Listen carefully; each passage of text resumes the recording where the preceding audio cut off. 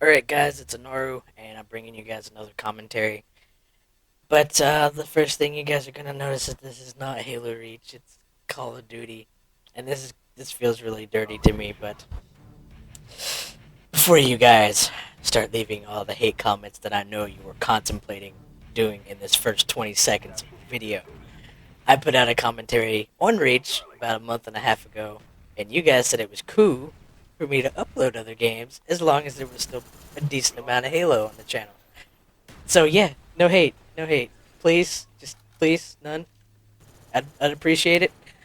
But basically, I was playing Call of Duty today with some real life friends of mine because I hadn't really gamed with any of my real life friends for a long time. They don't like Reach. They didn't like it at all, and so they stuck to Call of Duty. And I thought it would just fun to go back and hang out with some of my real life friends for a while on gaming. I still talk to them and stuff in real life, but I hadn't gamed with them for a while, and I kind of wanted to, but I was a little bit disappointed at first because I forgot all about my gamer tag being hacked because I've kind of adjusted to it on Halo.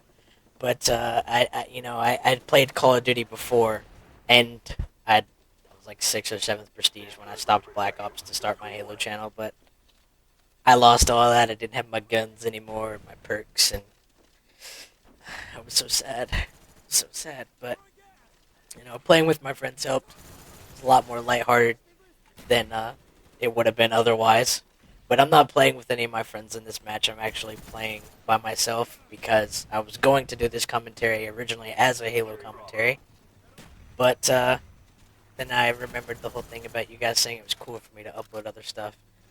But just to get the basics out of the way, this is not a live recorded match since I wasn't planning on doing it as a or a Call of Duty commentary. I mean, it's recorded in theater, and for those of you that have never played Call of Duty or just don't know at all, the theater mode in Call of Duty is known to be, frankly, pretty bad. It it doesn't really display well what happened when you actually played. Like some of you guys have probably already noticed, like that kill where it showed me shooting way off to the fucking left of the guy, and I got the kill. And I'm not sure why it lags behind like that. It's just a problem with the theater. But when I was actually playing, I was on point. That's how I got the kill. But it just shows me shooting like 3 feet to the left of the guy, and I pick up the kill. Not sure what it is, but that's that. And it's domination on Nuketown, and I'm running flak jacket, steady aim, and I think marathon. But now that all that's out of the way, we can get on to the real topic. Mainly, I wanted to do this commentary as a part two to the original hate commentary that I did on like Wednesday or Thursday. I don't remember, but I had a pretty bad bout with insomnia. I think I said that in that commentary, but it was like it lasted for like 3 days. That's why I haven't uploaded anything in like 2 days. Uh, I got about 7 hours of sleep total within like 3 days, so I was like really bad off. And I noticed after I watched the one on Noble Creek or whatever, the first original hate commentary that I put up, that I kind of sounded like death.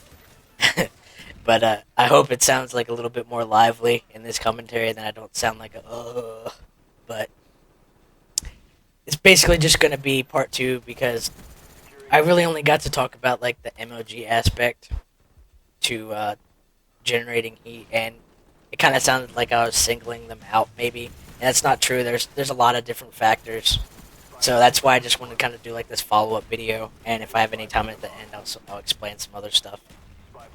But in gaming and in real life, hate has always been around.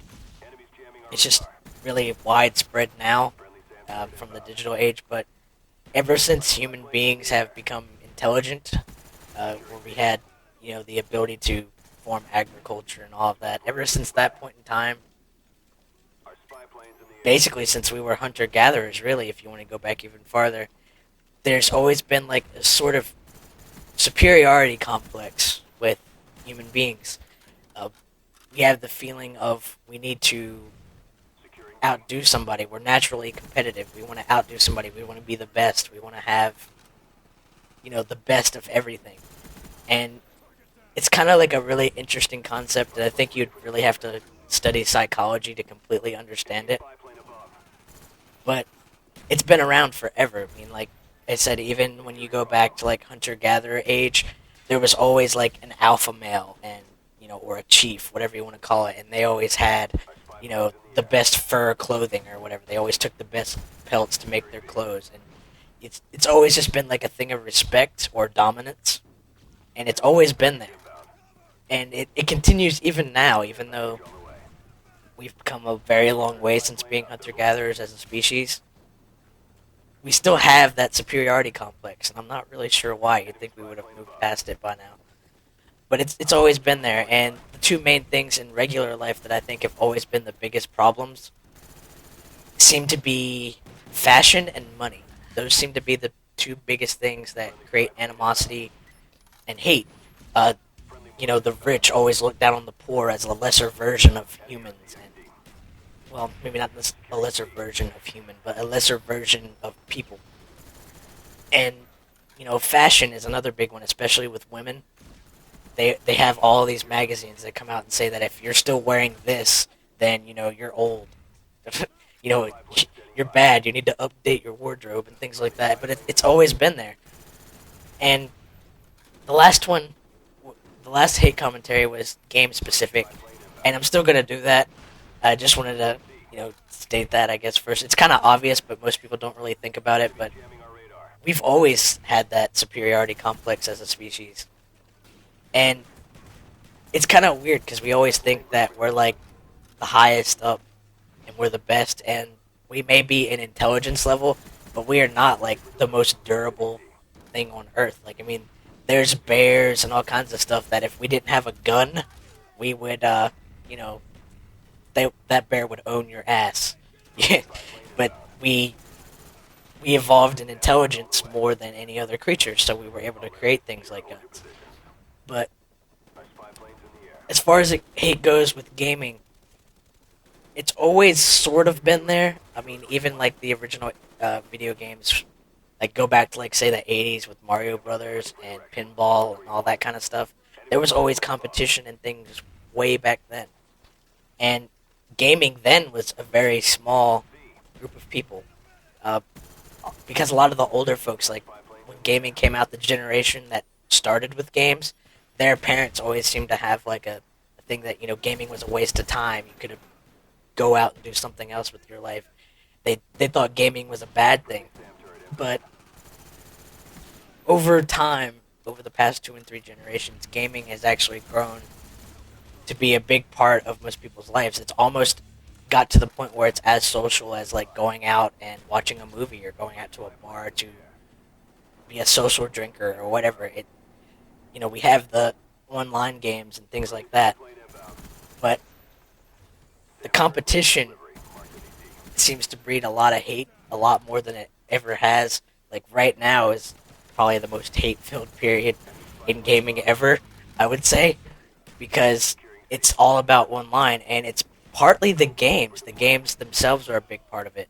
The biggest genre in gaming right now is obviously first-person shooter, and that kind of kicked off with Halo. Halo 1 kind of kicked off the first-person shooter genre as becoming the biggest thing, because it was the first time that a shooting game could be multiplayer and things and be done well on a console. The Xbox controller kind of revolutionized that for consoles with the triggers, and I think that's part of why shooters have become such widespread.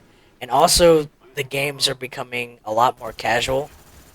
So people that only play for like an hour or two of games a day, or maybe only 2 or 3 times a week, things like that, they can jump into these games a lot easier. Like, not Halo specifically. I mean, you can do decently as a casual gamer, but more like Call of Duty. Like, I haven't played this game in at least 6 or 7 months, and as you can see, I'm doing pretty decent.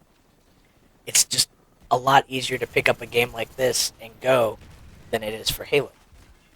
And casual gaming is a good thing that they're kind of catering a little bit more to casual gamers, but you have to find a balance between skill and casual gaming. And I think that's part of the thing that gaming has failed at, or at least some more recent shooters has found out. They've kind of closed the gap a little bit too much, where casual players can do certain things to beat really good gamers. Like in Modern Warfare 2, it was the Danger Close One Man Army Noob Tube type thing, where even like somebody that was half blind could, get a kill on somebody that was like really, really talented. But the games themselves, I think, contribute to the hate and animosity just simply because the most popular genre is shooting. And my screen blacked out right there, but that's just because I was recording in theater and I hadn't moved my controller, so that's what that was. It's not like a glitch with the video or anything.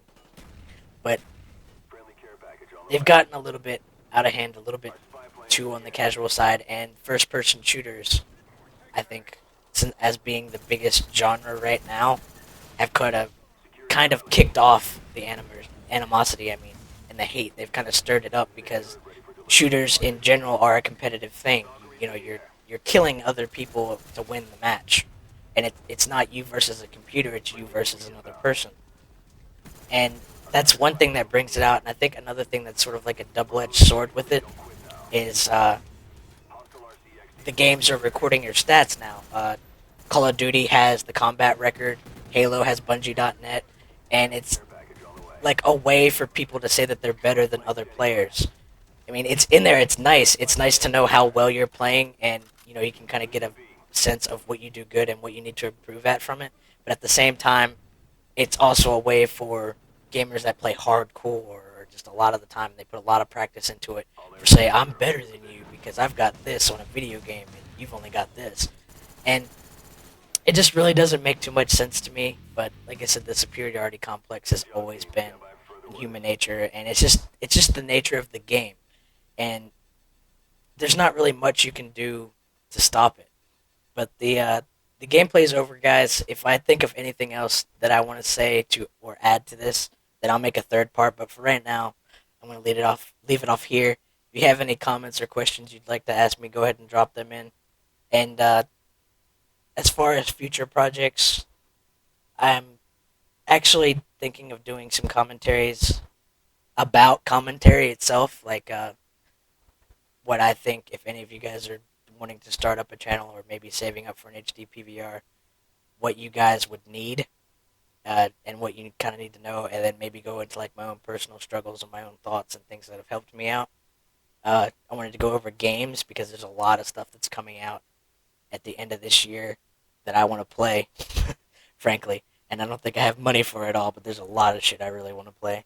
And I was going to kick off the personal commentary soon, and I know I've kind of been beating around the bush with those, but it's kind of hard to like throw personal stuff out on YouTube because it could potentially be criticized by millions of people. But I'm going to try to start that up soon. I'll go into more detail about that later, though, since I'm already over the time limit. But I hope you guys enjoyed this commentary, and I'll talk to you all later.